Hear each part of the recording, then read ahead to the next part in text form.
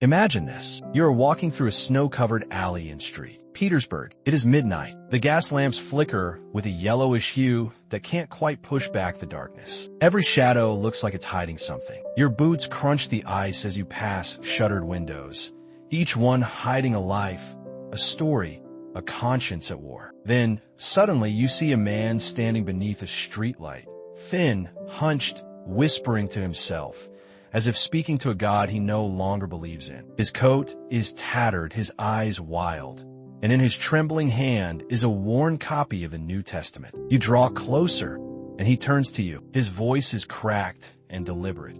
If there is no God, then everything is permitted, but what if there is a God, and everything is still permitted? He laughs, the sound sharp and hollow. Then he disappears into the mist, and you're left standing there, gripped by a question that tears through the very fabric of human morality. What if the madness lies not in the absence of morality, but in its very structure? What if our most sacred moral principles are built not on truth or virtue, but on fear, shame, and unspoken power games? What if your desire to be good is just a prison with a painted ceiling, beautiful, convincing, and wholly inescapable? You pride yourself on being moral, civilized, righteous, but Dostoevsky, the grim prophet of contradiction, saw something far more unsettling. He saw that beneath your moral choices lives a darker energy, resentment disguised as compassion, cowardice masquerading as humility, obedience confused with righteousness. Have you ever done something good and secretly wished someone would notice? Have you ever judged another's failings not out of concern, but from the perch of superiority? Have you ever obeyed, not because it felt right, but because you were afraid not to? Dostoevsky wasn't just asking whether humans could be moral without God. He was asking whether humans could be moral at all. If morality as we know it isn't itself a kind of elegant madness. He wrote of men who confessed to crimes they didn't commit because the burden of silence was more unbearable than the weight of guilt. He imagined characters so consumed by their own moral logic that they descended into lunacy, unable to distinguish virtue from vanity, freedom from ruin. In Crime and Punishment, Raskolnikov murders for an ideal, not for greed or rage, but for a theoretical purity, a philosophical fantasy, and it destroys him. Why? Because Dostoevsky understood something that few dare to admit, that ideas, when they become moral commandments, can be far more dangerous than any vice. Think of it. The very act of trying to be good might, in fact, be the surest way to lose your soul. We live in a world drowning in moral slogans. Be kind, do no harm, stand up for justice. But what if kindness becomes performative? What if our harm is hidden in systems we benefit from? What if justice becomes a weapon in the hands of the loudest? Where is the line between moral courage and moral narcissism? Between real virtue and a pantomime of goodness? And perhaps more terrifying, what if your desire to be moral is not even truly yours? Dostoevsky's characters are haunted not by demons, but by their own consciences, twisted and exaggerated, distorted by pride, despair, ideology. They're not fighting evil outside themselves. They're consumed by the evil within their very attempts at goodness. What then is morality? A compass? A cage? A mirror too warped to trust? These questions are not idle philosophy. They are dynamite, buried in the soft earth of our assumptions. And when they go off, what's left behind is a terrifying clarity that maybe morality as we live it is a performance, a shared hallucination, a dream we all agree not to wake from. But Dostoevsky did wake up, and what he saw wasn't liberation. It was chaos, guilt without redemption, freedom without peace, a world where the line between saint and psychopath is measured only by circumstance. So now you must ask yourself, what anchors your sense of right and wrong? Who taught you to feel guilt, and why? If you were born in another century, another ideology, another faith, would your morality be the same? Or would it vanish like frost under a rising sun? In the next turn of this exploration, we will dig deeper into the roots of this madness. Not the madness of evil, but the madness of virtue. The sickness that masquerades as the cure, and the silent, psychological machinery that makes you mistake obedience for truth. Are you ready to peer into the mind's most seductive illusion? Then come closer. The next step awaits. It doesn't begin with a commandment. It begins with a look, a glance from a parent, a teacher, a stranger on the street. Approval or disapproval. So subtle, so coded, you barely notice it. But your nervous system does. Your breath quickens. Your posture changes. Somewhere inside, a wire twists around your spine, encoding the message, be good or be unloved. This is the first moral lesson most people ever learn. Not from scripture, not from philosophy, but from the primal fear of being cast out. You grow up thinking morality is about reason, about empathy, about knowing right from wrong. But what if it's more primitive than that? What if it's not about truth, but about survival? Carl Jung, probing the deepest layers of the psyche, argued that morality is not simply a conscious choice. It is a shadowed terrain within the soul, a collision point between the ego and the unconscious. You strive to be good, but what defines goodness is shaped by forces you don't control. Culture, history, religion, parental conditioning. And in the process, you build a mask, a persona that smiles, nods, obeys, forgives. But beneath it, something simmers, a quiet fury, a longing, a moral exhaustion. Every form of addiction, Jung said, is bad, no matter whether the narcotic be alcohol or morphine or idealism. Yes, even idealism, even morality. Now consider Nietzsche, Dostoevsky's existential mirror image. Where Dostoevsky feared the collapse of moral structures, Nietzsche rejoiced in their disintegration. He saw morality as a slave's weapon, a creation not of the noble or the strong, but of the resentful. The weak could not conquer their masters by force, so they rewrote the rules, made humility a virtue, made poverty sacred, made suffering holy. In his genealogy of morality, Nietzsche calls it raisonnement, a poisonous inversion of values, with a powerless pretend superiority by moralizing their weakness. They don't overcome the strong. They condemn them and call it goodness. Sound familiar? You're praised for being humble. But what if your humility is just self-protection, a way to avoid failure or confrontation? You're told to forgive. But what if your forgiveness is a mask for fear, a refusal to claim power or justice? You're urged to be kind. But what if that kindness is compulsive, a desperate need to be seen as good, no matter the cost? Dostoevsky's characters often collapse under these contradictions. In the Brothers Karamazov, Ivan Karamazov, brilliant, philosophical, refuses to accept a world where children suffer for any higher harmony. His rebellion isn't against cruelty, but against a moral logic that justifies cruelty. He can't reconcile justice with God, and in that refusal, he loses his sanity. If God exists, Ivan says, and if he created this world, then I return him my ticket. That's the psychological cost of moral absolutism. A soul crushed by impossible contradictions. Now pull back. Look at society. Morality is mass-produced, sanitized, and weaponized. Schools teach character education. Governments pass moral laws. Social media thrives on outrage and shame. The algorithm knows your triggers.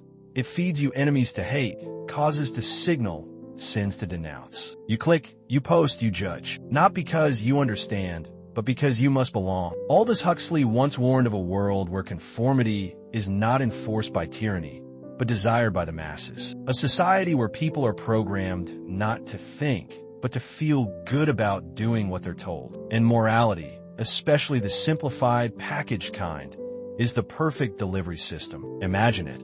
A society built not on truth, but on the simulation of virtue, where people no longer ask, what is right, but what will make me look right? A world of curated compassion and strategic indignation. This is not a dystopian vision. This is now. You are not free from it. You are shaped by it. Even your guilty conscience, so often seen as proof of a moral soul, may not be yours at all. Viktor Frankl, the Holocaust survivor and existential psychologist, once wrote, "A man's concern, even his despair over the worthwhileness of life, is an existential distress, but by no means a mental disease." But what if that distress is not existential, but implanted? What if your guilt is not a message from your soul, but a signal from the system, an echo of your conditioning? You have inherited commandments you never questioned, internalized laws you never authored. You carry inside you a judge, a prosecutor, a warden, all speaking in the voices of dead moralists. And yet, something inside you resists. That's why you feel torn. That's why you hesitate before you condemn. That's why you wonder, in the quiet hours, whether you've been living someone else's values all along. Dostoevsky believed that suffering could awaken the soul, but only if it pierced through the mask. He wrote of people who had to be shattered before they could be whole, because it is only in crisis, when your morality fails you, when your certainties burn away, that you see what's real. Only then do you confront the terrifying possibility that your entire identity may be built on borrowed virtues. What then? What are you without your morality? This question is not meant to destroy you, but to liberate you, because buried beneath the socially acceptable virtues and the inherited guilt, there is a deeper ethical instinct, one not taught, but known. It is not safe. It is not easy. It has no slogan, but it is yours. To reach it, though, you must pass through fire, through contradiction, through the realization that morality, as you've known it, might be a mask crafted not by you, but for you. And this mask has consequences, ones far more dangerous than you've yet imagined. So now we go deeper to what happens when that mask takes over, when morality becomes madness, when obedience becomes oblivion, and when the soul, craving freedom, begins to quietly die. You go about your day. You smile when expected, apologize when necessary, repost the correct hashtags, say the right things, and nod along at dinner tables. And all the while, something in you, the real you, watches silently from the darkened backstage of your psyche, whispering, "This isn't me." But it's too late. The mask has fused with the flesh. This is what happens when morality is no longer a compass, but a costume. When it stops being a deeply felt inner calling and becomes a public performance, complete with a script you didn't write. And the consequences? They are everywhere. Unseen, unspoken, but devastating. Let's begin with the most intimate casualty, your identity. You think you know who you are, but how much of that identity is just a patchwork of moral expectations stitched together by fear of rejection?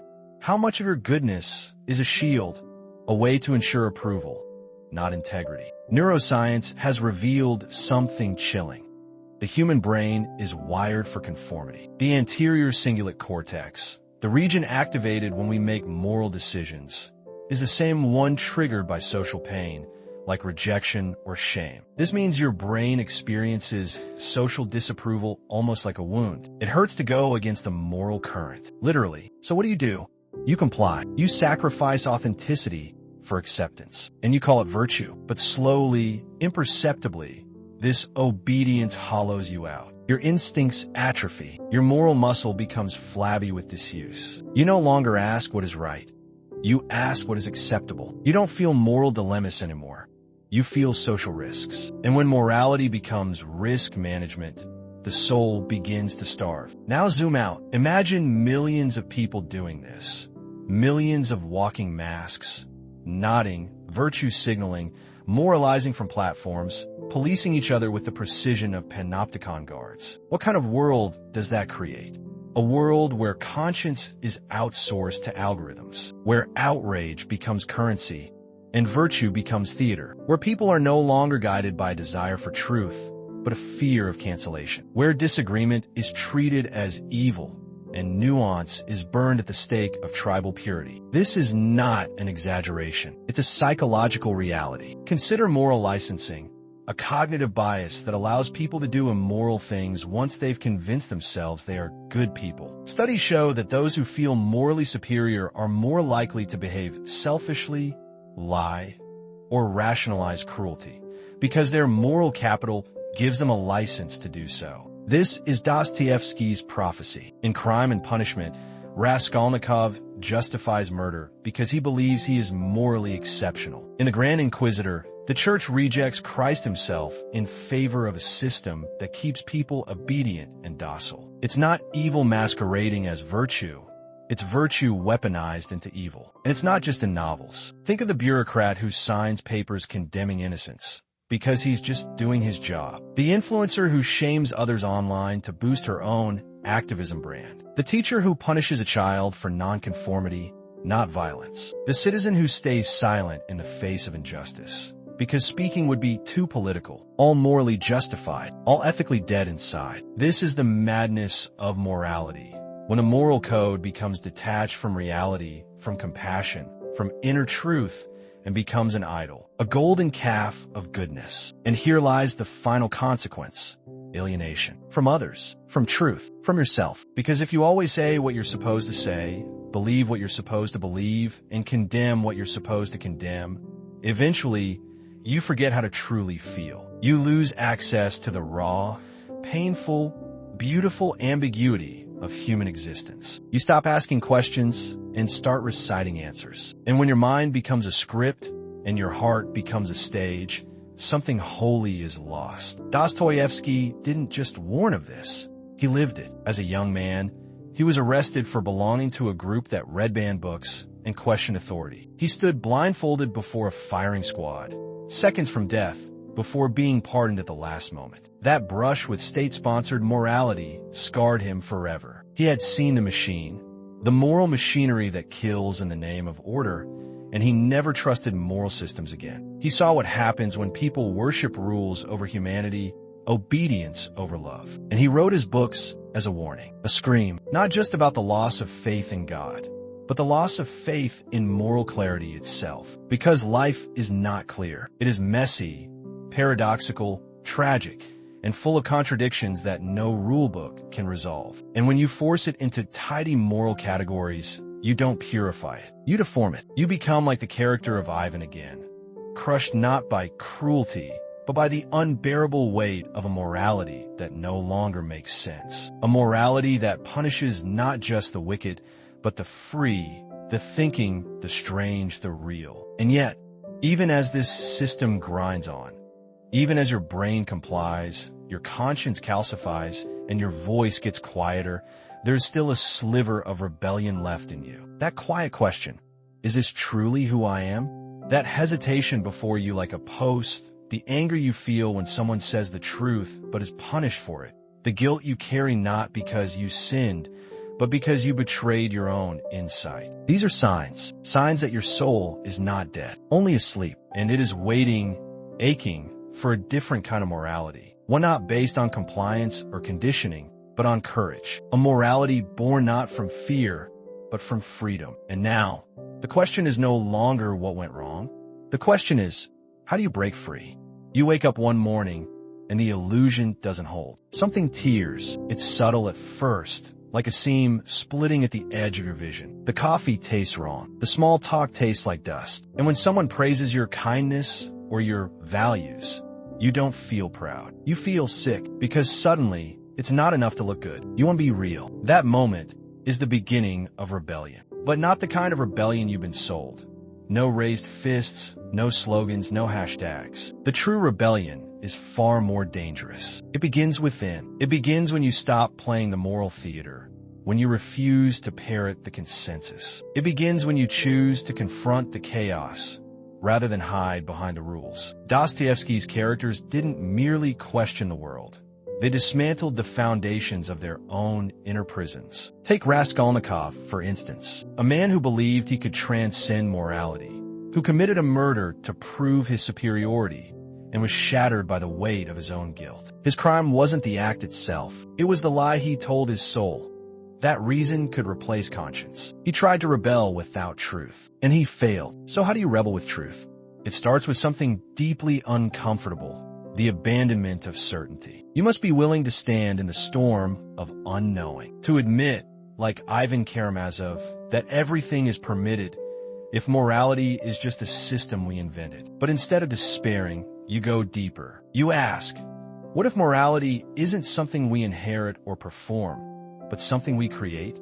This is where Nietzsche enters the stage, not as an enemy to morality, but as a surgeon. His scalpel cuts away the rotting flesh of herd values, of inherited guilt, of slave morality. He dares you to become your own legislator, to give birth to your own values through suffering, not mimicry. This, too, is what Jung meant when he spoke of individuation, the path of becoming who you truly are, even if it means descending into your own private underworld. The shadow, the guilt, the contradictions, they are not mistakes. They are materials, raw, honest, human. So the rebellion is not loud. It is slow. It is lonely. It is sitting with the discomfort of not knowing what is good anymore, but listening fiercely to the quiet signal in your chest that says, this is right for me. It is choosing to tell the truth when it costs you status. It is refusing to punish others to signal your own virtue. It is risking exile over betrayal of your soul. But here's the strange part.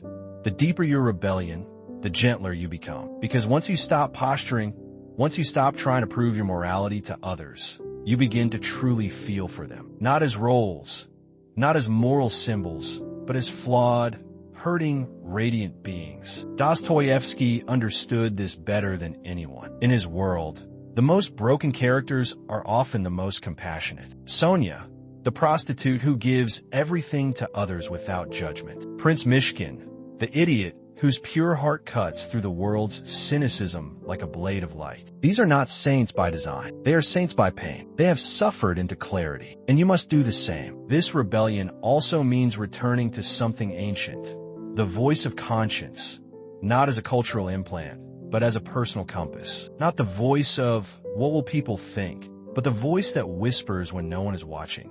Was I honest? Was I kind? Did I act from fear or love? But to hear that voice, you must get very quiet. You must unplug from the echo chambers, the outrage cycles, the reward systems that train you to moralize on command. You must step away from the noise and listen to what remains. That silence? That ache? That's your soul waking up. And once it does, you begin to notice things. You see how the world keeps offering you ready-made identities. Good citizen, progressive thinker, traditional believer, tolerant friend. But none of them quite fit. They're all too neat, too complete, too final. Because rebellion means being unfinished. It means embracing contradictions. You can be compassionate and rage-filled. You can believe in justice and question the mob. You can grieve for humanity and laugh at its absurdity. You are not a static label. You are becoming. And here's the most revolutionary truth of all. You do not have to be perfect to be free. You do not need to resolve all the paradoxes. You only need to stop lying to yourself. That's the true rebellion. Not fixing the world, but refusing to be fake within it. And from that refusal, a new morality is born. One that is flexible, breathing, grounded in presence, not propaganda. You might wonder, but what if I get it wrong? What if I lose everything? My place, my people, my meaning?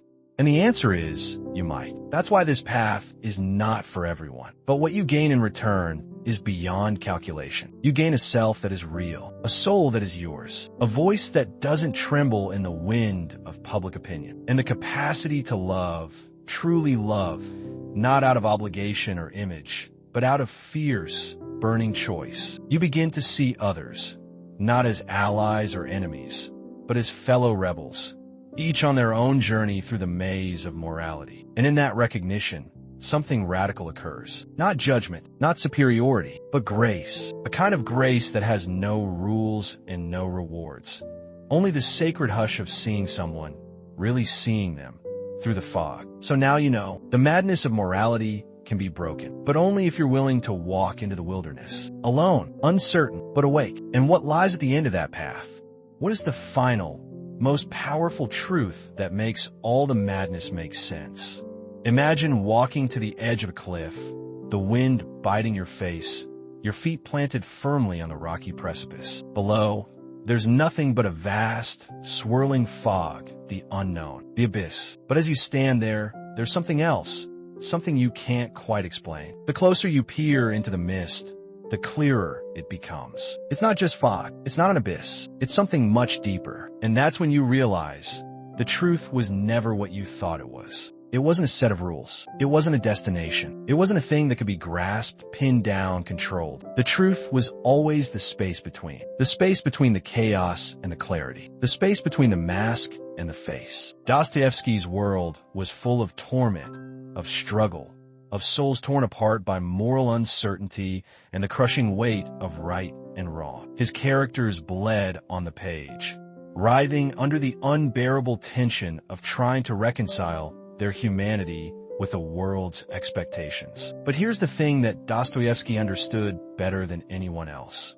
The moral struggle is not the problem. The problem is trying to escape it. The deepest, most revolutionary insight is this: to embrace the chaos is to embrace the divine. This is the paradox at the heart of Dostoevsky's work.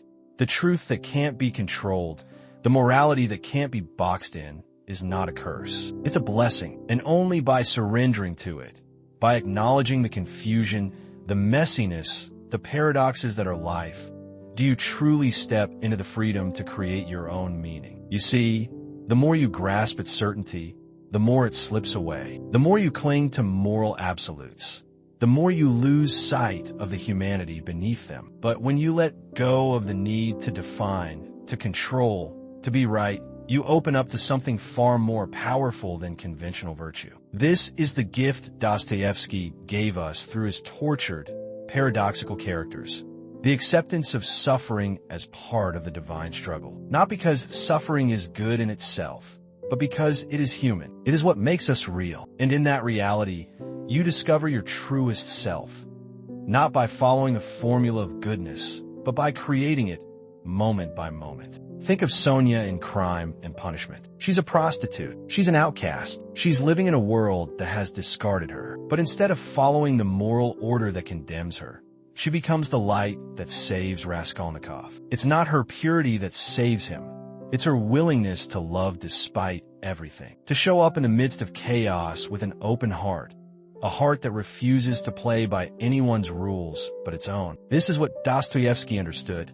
Morality is not a doctrine. It is a practice, a living, breathing thing that takes root in the moment, in the space where you are most human. The ultimate truth, then, is not that morality should be cast aside or that you should abandon the pursuit of goodness. It's that goodness itself is a fluid, ever-evolving process, and it's found not in the rigid lines of right and wrong, but in the gaps, the gray areas, the uncomfortable places where you must choose, again and again, to love. It's in the moments of moral tension that we are most alive, not because we have solved the puzzle of good and evil, but because we have embraced it. We have acknowledged the impossibility of ever having a perfect answer, and yet we choose to act with love, with honesty, with authenticity anyway. In a world where moral certainty has become the idol, where everyone is desperately searching for rules to follow, Dostoevsky's greatest truth is this: the freedom you seek is in the chaos, in the contradictions, in the madness of morality itself. To be fully human is to participate in the mess, not to escape it, not to avoid it, not to judge others for falling into it, but to stand in it and say, I will love anyway. To love without the promise of reward. To love even when it makes no sense. To love not because it's easy, but because it's the only thing that feels real. And perhaps the most haunting realization of all, in loving that way, you will free not only yourself, but others. When you refuse to judge, to categorize, to punish based on your narrow moral script, you create space for others to do the same. You become, like Sonia, the embodiment of a love that transcends condemnation. A love that breaks through the walls of society's expectations and finds truth not in perfection, but in imperfection. In the end, you realize that the deepest morality isn't the one that conforms to rules. It's the one that emerges from the messy, unpredictable, beautiful chaos of life itself. So stand there, on the edge of the cliff. Look into the abyss. It's not an abyss. It's the beginning of something new, something real, something that will change you. Not through compliance, but through rebellion. Not through certainty, but through chaos. Not through the absence of suffering, but through the presence of love. And in that love, you find your freedom. The madness of morality? It was never a curse. It was always the path to your true self.